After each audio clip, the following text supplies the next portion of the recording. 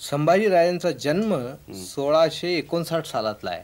हो आणि त्यांची सजा जी वडूतुळापरला झाली हो ती 1689 सालातली आहे. बर तर या 30 वर्ष काही महिने आणि काही दिवस या कालखंडातला हा कथानायक आहे. हो यासाठी मी छावा हाती घेतल्यानंतर अतिशय वेगळं आणि कुठूनही या कथानायकाचा पारा हाताच्या उंजळीतून सुटणार नाही याची दक्षता घेत ही बांधणी केली आहे. त्यासाठी जी पूर्वतयारी केली बर ती फार मोठी कसून केलेली आहे. ती समजून घेणं फार महत्त्वाचं आहे. हो 1659 ते 1689 या प्रत्येक वर्षासाठी मी एक फाईल घातली. बर त्या फाईलमध्ये प्रत्येक महिन्यामधल्या प्रत्येक दिवसाची नोंद आहे.